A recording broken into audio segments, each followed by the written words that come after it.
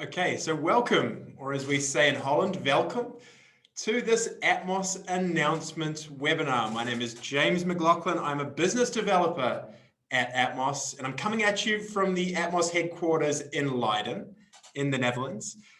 Now, you're all probably extremely curious from our social media posts over the last weeks as to what we have for you today in terms of our announcements. And I, for one, am very excited to be sharing our new branding and our new drone with you today.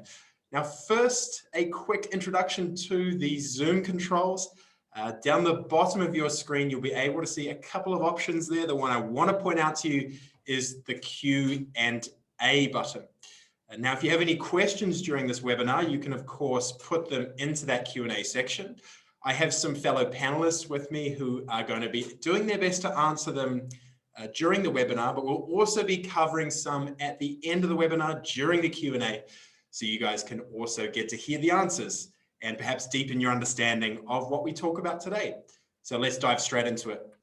The plan for today is we will be firstly covering the new face of Atmos UAV, what we're calling the Cobalt release. We'll then be diving into our new Marlyn updates and our new software updates. We'll be getting our CTO, Sandra Hilsman, along for a technical discussion. And then finally, we'll be finishing it off with a chance to ask any outstanding questions, and I'll be doing my best to answer as many of them as possible. So the surveying world is a world which is constantly moving forward. So the task for Atmos is that innovation is necessary in order to stay at the front of the pack. Now, we work very, very closely with our partners to shape our future products. And what we mean by that is that you guys out there who are Marlyn users and Marlyn resellers, your feedback shapes the products that we develop here at Atmos. And we take pride in our close relationships with our distributors and our customers. So we reached a point, firstly, where we needed a new look that better represented this feedback we were getting and our growth and our future direction. So for our first announcement today, I'm proud to introduce the new Atmos Look. So this is the new Atmos brand. On the left, you can see the brand new Atmos logo, and on the right, our new typeface. So in the coming weeks, we're going to be transitioning all of our products and all of our communications and touch points to reflect this new look. And the most important thing is that we've applied this branding and we've applied all of this user feedback to the upgrade of Marlyn that you've all been waiting for.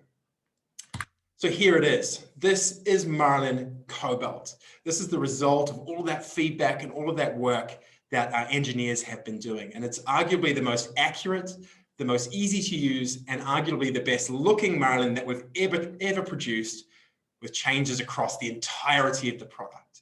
As I mentioned, it's called the Cobalt release, and it's developed with the goal of allowing our users to plan their futures with precision. So let's take a dive into some of the changes, some of the features that you guys get as users. Well, in terms of the exterior, it's been strengthened and it's been simplified. So this simplified design has manifested itself in, firstly, easy maintenance. We've removed a lot of those moving parts, so Marlyn users will notice that there are no longer any elevons on the wings. We've also added maintenance compartments into various spots onto the drone. Now, what that means is, firstly, maintenance is a lot easier because these compartments are modular. Also, it means for those of you who perhaps aren't too close with us here in Holland, your local distributor can now do maintenance really easily. And that makes your job a lot easier as a surveyor when you have to take your drone out day after day. We've also massively strengthened the frame of Marlyn. It's got a significantly stronger tail frame.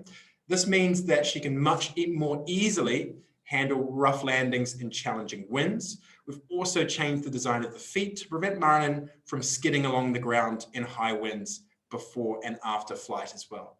You'll also notice that the cover has been changed. It's reinforced, it's stronger, and it's also now attached magnetically to make your life a little bit easier. Now, aside from also the brand new, the completely new branding that you'll notice on the cover as well, most of these features are also under the hood. So let's take a look under the hood of Marlyn. So the interior of Marlyn has been massively changed with a focus on usability. So firstly, let's go up the top to the payload module. So these payload modules have been made much smarter. Firstly, we've introduced cooling so we can massively increase the amount of pictures that we're able to take on a mapping mission. Also, all of those complex inputs and outputs from the camera have been condensed down into one single connector. So that means if you're out in the field and you want to change your payloads, it's a matter of just popping one payload module out and whacking in another one, and then your job is done. Going down to the batteries, we've now made our smart batteries even smarter. We've introduced LED indicators onto each of our batteries so that you know the exact charge of your battery without having to put it into the drone. Also, the PPK and autopilot have been given a massive usability upgrade. It's easier to transfer data than ever before because no more SD cards. We now have USB-C connections for the extraction of PPK and autopilot data. It's also dust-proof and it's much better for you guys in the field. But also some of the feedback that we got concerned operational things. So in order to do that, we had to basically overhaul the complete autopilot system to bring along some improvements for you guys operationally also.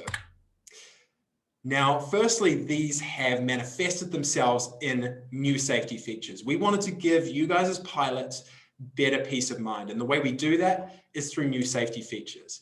A new autopilot allows us to loiter in the middle of a mission. This means stopping Marlyn's current mapping mission and doing circles until whatever the threat is has cleared away, and then going back onto the mapping mission when you're done.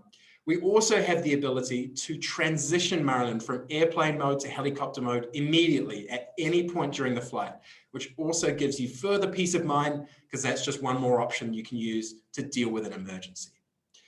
We've also got the ability in the middle of a mapping mission to go up or go down by 30 meters. And that also allows you one extra option for that better peace of mind in any emergency situation. Also, this new autopilot allows us to have better controllability. For you as a user, this means that when you're flying in those high winds up to 45 kilometers an hour, your drone is going to be much more controllable. And then finally, a new autopilot allows us to be future-proof. So for you as a user, we want to bring you along for the ride when it comes to new payloads, new firmware updates, anything like that is much, much easier with our new Marlyn autopilot. Now, speaking of new payloads, we're also really excited to announce a new payload that Marlyn can carry as well. Introducing the Sony A7c. So further feedback from you guys as users said that you're looking for a more cost-effective survey sensor. So our engineers looked on the market for a sensor that was easier on the pocket, but also didn't compromise data and compromise performance. And so from this, we discovered and integrated the Sony A7c. This 24.2 megapixel camera carries a full frame sensor. This means that when you're out surveying, you can get GSDs as low as 1.7 centimeters without sacrificing flight performance. Now, this sensor is from a reliable manufacturer. It's from Sony. The Rolls-Royce of surveying sensors, the Sony RX1, is also made by Sony, and this has the same level of quality. It's also got a global shutter, and it's within the weight and size requirements for our payload module, so that's no performance degradation for you guys as users. And the best thing is, all of this is at around half the cost of an RX1 module. Now, speaking of cost, another bit of feedback that we got was also that they wanted to make Marlyn more accessible for everyday surveyors. So we also looked at that as well, and it's another announcement that we're super happy to be providing to you guys. So Marlyn is now even more accessible. We've made about a 10% reduction in all of our bundle prices across the board. So part of innovation is always making sure that you're accessible to users. And so on top of 10% reductions across the board, our base Marlyn is now 16,950 euros PPK ready. So on top of all these feature improvements, on top of new branding and everything, we also didn't stop there. We've also made improvements to our software as well. So our flight planning and flight operations software, which was previously called Marlyn, has now been updated to Navigator. So Navigator now features a new update to our new branding. It's got cleaner user interface and also has a much better usability. So that makes it a lot easier for you guys to go out there in the field and plan a mission with Marlyn and also operate Marlyn as well. Now we'll be revealing more information about this in the coming weeks, so stay tuned. But in terms of all this information, all the new branding, all the new features, the new Marlyn, where can you find all this? Well, we're really, really happy to tell you that we've made a massive upgrade to our website, atmosuav.com as well, which I'm super happy to be able to show you now. So this is our new website. And those of you who are visitors to atmosuav.com from the past will notice the massive difference. So firstly, this new website features an interactive Marlyn. So you can take the hood off Marlyn and look at all the internals, get information about them as well. We also have a wind benefit calculator. So this allows you to go anywhere in the world and see the improvement that you get with Marlyn compared to other VTOL drones. So Marlyn takes off and lands at 45 kilometers an hour, other fixed wing VTOL drones at 30 kilometers an hour. So this calculator shows you how many days a year you gain as a surveyor from having that extra wind resistance. We've also got interactive data sets. So for those of you who don't want to download massive 5 gigabyte files, but you want to see some examples of Marlyn's data, you can get that on our website. So on the application pages, you're able to zoom in and out of some different data sets. You can download them if you like, but they're all there for you right there on the website. And there's so many more features as well. What I urge all of you to do, if nothing else from this presentation, is as soon as we're done here, close off Zoom and go to atmosuav.com and try these things out for yourself. I promise you will be very impressed. Now, to put a little bit more meat on the bones for some of the features which I've been talking about previously, earlier today, I had a conversation with our CTO, Sandra Hurlsman, to talk in a bit more depth about some of the features and a bit of the story behind it as well, which we'll cover right now.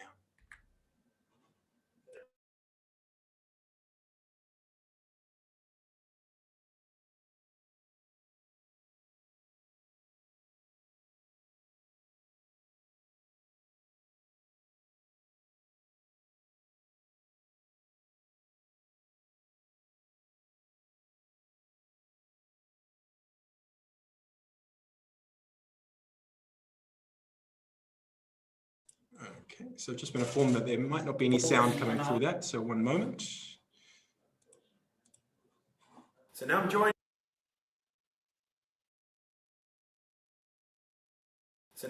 By Atmos' CTO, Sandra Hurlsman. And Sandra, you're going to give us a little bit of a run through of the features that we can expect with the Marlyn Cobalt release. Yeah, certainly. Thanks, James. First of all, here she is, the new Marlyn, and you can immediately see that the looks are completely overhauled and are now aligned with our new brand identity. But that's not certainly the only thing we worked on. I think almost every component we improved it. To start, we've strengthened the carbon skeleton, the carbon composite skeleton inside the drone, and this allows, for the most tough landings in rough conditions to just go right. And then from the outside of the drone, we've added a lot of maintenance hatches and compartments through which the various subsystems are accessible for servicing and maintenance. So the maintenance ports are where exactly? Yeah, so you have, well, there's one here, and the other ones are on the other side. So I'll show you like this. This is airspeed sensor compartment, this is the telemetry compartment, and this is a compartment for the drivetrain of the drone. And if maintenance is required, you can just easily access the components from there. And well, furthermore, it gives us a bit more flexibility as well. So for people in different regions where different RF regulations apply, we can more easily configure the drone to those specific frequencies, for example. Now that's the outside of the drone. We also improved a lot on the inside and on the user interaction, and well, user friendliness has been, the top priority of these improvements. First of all, to get the cover off, we now have two magnetic attachments, which makes it really easy and user-friendly to take it off and to put it back on safely. And what you see inside here, well, for the people that are familiar with the previous Marlyn, you can immediately see that this is completely improved and overhauled. Here we have the compartment for the flight electronics, and this compartment is for the PPK GPS receiver, and that's for those people who want higher accuracy. You can add that as an option to the bundle, to the Marlyn bundle you're purchasing. And then here we have the two USB ports for data extraction and for firmware updates and those kind of things. Now here in the middle we have the battery compartment, so two batteries go in the drone. And we've made those batteries smart, so you know exactly the state of charge and the state of health of the battery. And now we have also added an indicator that shows you exactly how full the battery still is. So users in the field know, this one is half full, I can still do a flight. Or, if it's empty, you don't have to use that one again. So I've got a stack of 10 batteries, and I can see which ones are ready for flight by taking it, pushing the button, and I can see the charge. Exactly. Awesome. Yeah. And then another piece that really improved is the Payload Bay, actually. You see it here. So it's modular, and we've even improved the user friendliness of changing the payload modules. You can even now do it in the field in a really quick go.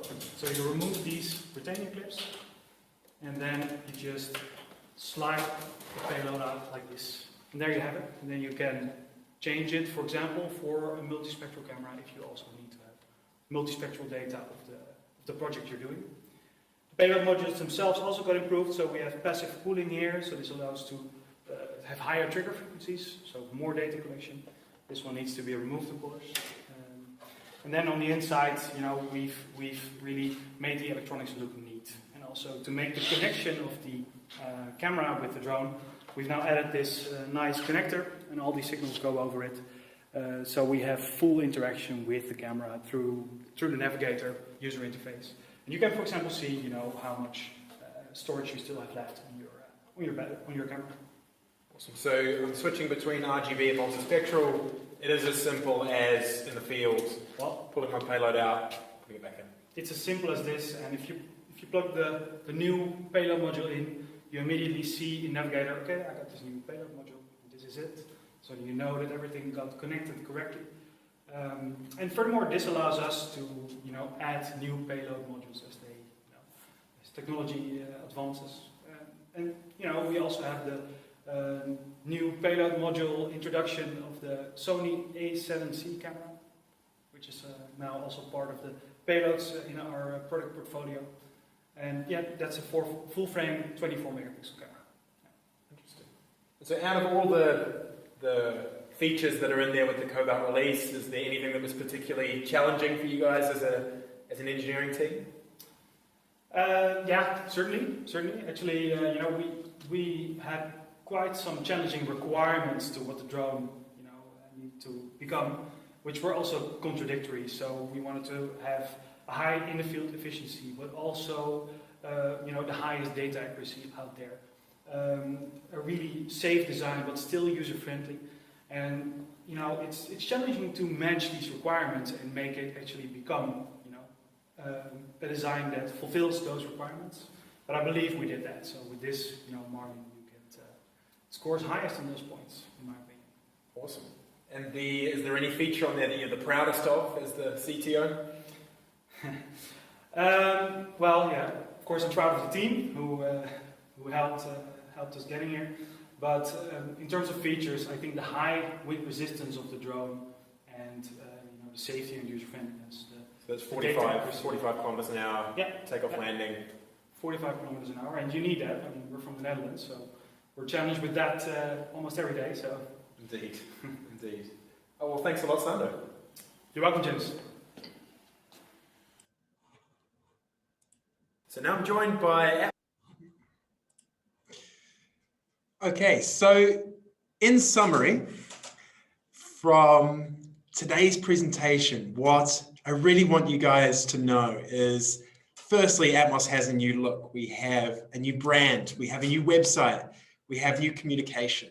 Secondly, our hardware and our software has been updated with the Cobalt release. So Marlyn's been strengthened and simplified. We have new payload options. We have better pricing and many, many other features as well. And of course, this is just the beginning.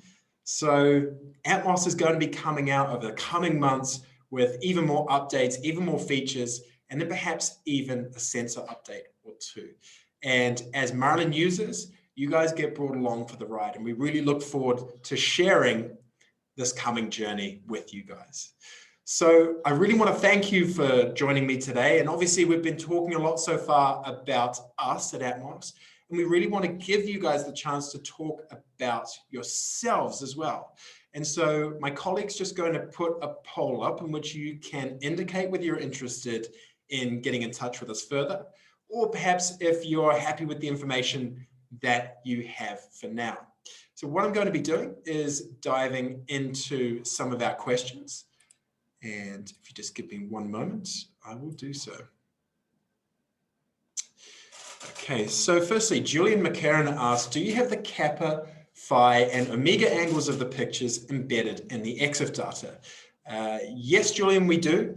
So we have a software called GeoTagger, which is used for combining all of the PPK and image data, and also taking data from the autopilot and bringing it in there as well. And part of that autopilot data is the kappa, phi, and omega angles, the orientation angles of the drone at each timestamp that you speak of. And that can be used in the EXIF data or as part of a separate CSV. And that can then be taken into your photogrammetry software like Metashape or Pix4D or something like that. Julian McKern also asked, can you process multi-spectral with PPK? And yes, indeed we can as well. Again, with GeoTagger, you are able to use PPK data with multi-spectral imagery, which is not something that all VTOL fixed-wing drones can do. Again, because we have the GeoTagger, which we've developed in-house, we're able to accomplish that, which is quite a difficult thing to do, because obviously with each timestamp, there are 5 separate images. So that's something that we're quite proud to be able to introduce as well.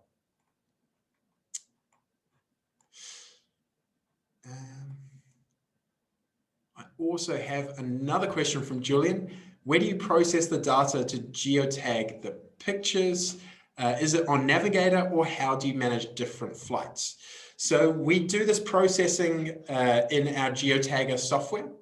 So in GeoTagger, you do have the opportunity to upload data from different flights all at once.